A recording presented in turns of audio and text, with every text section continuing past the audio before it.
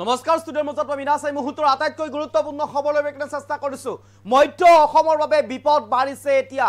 মধ্য অসমৰ লোকসকলৰ বাবে এতিয়া বিপদ বাঢ়িছে কিয়নো নিপকুৰ ফালৰ পৰা নিপকুৰ যি খান্দং জলবিদ্যুৎ প্ৰকল্প আছে সেই জলবিদ্যুৎ প্ৰকল্পৰ ৭খনকৈ গেট ইতিমধ্যে খুলি দিয়া হৈছে।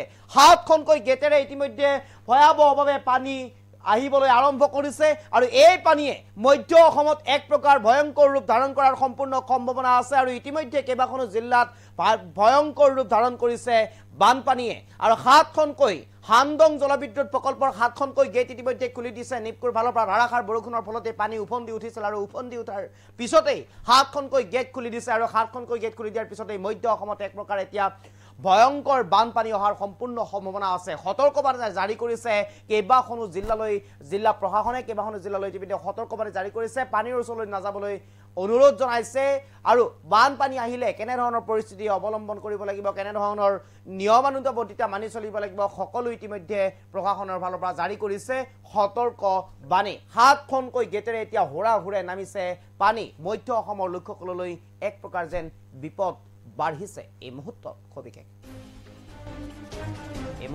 ল'বৰ কাৰণে চেষ্টা কৰিছো। মধ্য অসমৰ বিপদ নিশ্চিত। বানে ভয়ংকৰ ৰূপ ধাৰণ কৰাৰ সম্পূৰ্ণ সম্ভাৱনা আছে। খুলি দিয়া হ'ল নিপকুৰ খান্দং জলবিদ্যুৎ প্ৰকল্প। বানটোৰ ৭খনকৈ গেট খুলি দিলে কৰ্তৃপক্ষই আৰু মধ্য অসমৰ কেইবাখনো জিলালৈ সতৰ্কবাণী জাৰি কৰিছে ইতিমধ্যে প্ৰশাসনৰ ফালৰ পৰা। বাঢ়ি আহিছে নৈৰ পানী, কেইবাখনো নৈৰ ইতিমধ্যে পানী বাঢ়ি আহিছে। একেলগে ৭খন গেটেৰে অহা পানীয়ে ধাৰণ কৰিছে কাল ৰূপ। একেলগে ৭খন গেটেৰে পানী নিগৰিবলৈ আৰম্ভ কৰিছে আৰু এই পানীয়ে ভয়াৱহ ৰূপ ধাৰণ কৰা পৰিলক্ষিত হৈছে।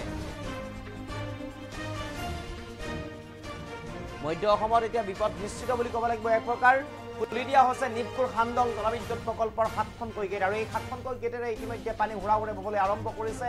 কেইবাখনো জিলালৈ ইতিমধ্যে জিলা প্ৰশাসনে জাৰি কৰিছে সতৰ্কবাণী।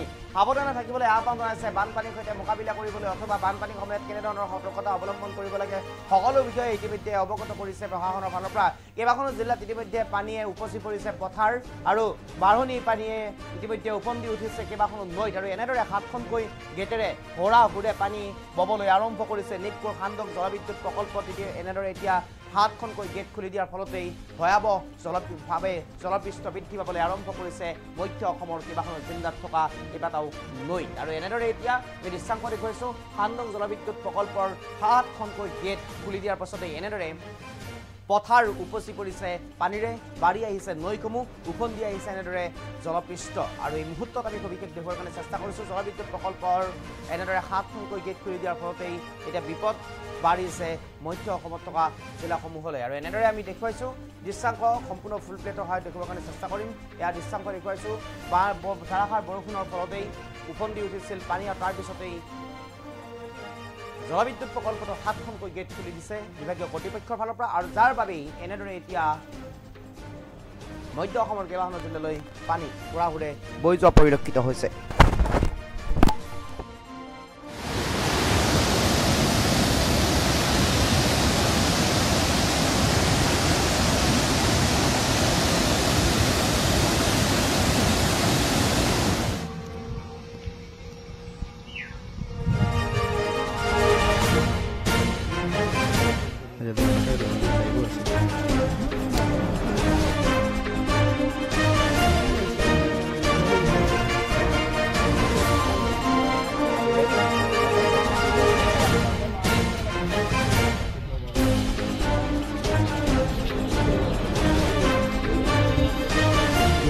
ৰাতি অকণমান বাঢ়িছিল যদি ৰাতিপুৱা ৫:৩০ বজাৰ পিছৰ পৰা পানী কপিলী নদী মানে উফন্দি উঠি ষ্টাৰ্ট হৈছে আৰু পানী খুব দ্ৰুতগতিত ফেনেকুটুকেৰে বাঢ়ি আছে কপিলী নদীত পানী।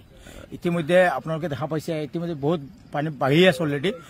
পানী বাঢ়াৰ এটা খুব সম্ভাৱনা, যদি আৰু ১-২ ঘণ্টা ১-২-৩ ফুট বাঢ়ে বিলসমূহত সোমাই যাব তেনেকুৱা লাগিছে। কিমান অসুবিধা হ'ব এইফালে পানী? যদি এই পানীসমূহ কপিলী নদী, বহুত মানুহে কপিলীৰ নাম শুনিলে এবাৰলৈ বুকুখন কঁপি উঠে আৰু সেই কপিলীৰ যি ধাৰণটো অলৰেডি বেলেগ হয়, যিকোনো সৰু সুৰা নদীতকৈ বেলেগ হয় আৰু কপিলীৰ পানী যদি মাথাউৰি বাগৰি যায় বহুত 50ৰ পৰা 60খন গাঁও এনে পানীৰ তলত যাবলগীয়া আৰু মানুহৰ বহুত বিপদ অনিবাৰ্য হৈ যায় হয় আমি ৰাতিপুৱা খবৰ পাইছো পানী বাঢ়ি আছে বুলি তাৰপিছত আহি নদীত দেখা পাইছো পানী বাঢ়ি আছে বৰ্তমান আৰু 2 ঘণ্টামান বাঢ়িলে আমাৰ বিপদৰ সন্মুখীন হ'ব বুলি আমি আশা কৰিছো গতিকে আমাৰ কপিলীৰ যিসকল কাষত ৰাইজ আছে বিশেষকৈ কপিলী নদী শুনিলে মানুহে ভয় পায় গতিকে তেখেতসকলক আমি আহ্বান জনাইছো যাতে আপোনালোকে সতৰ্কতা অৱলম্বন কৰে আমাৰ বিভাগীয় অফিচাৰক মই অনুৰোধ জনাইছো যাতে কলনীৰ পৰা যদি বকলগুৰি গৰাখহনীয়ালৈকে আপোনালোকে যদি আমাৰ মাতাউৰি এটাৰ ব্যৱস্থা কৰি দিব পাৰিলেহেঁতেন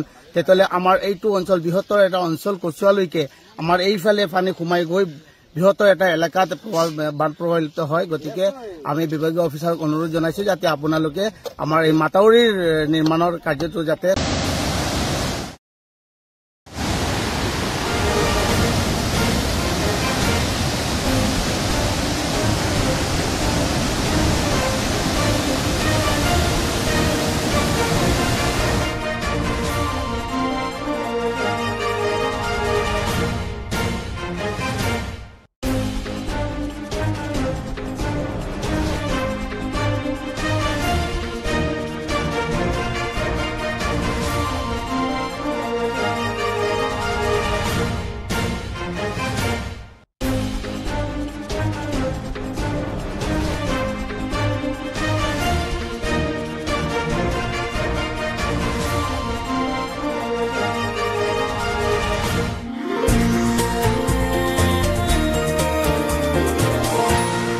Anitox, Hutor বিপৰীতে ৰাইজৰ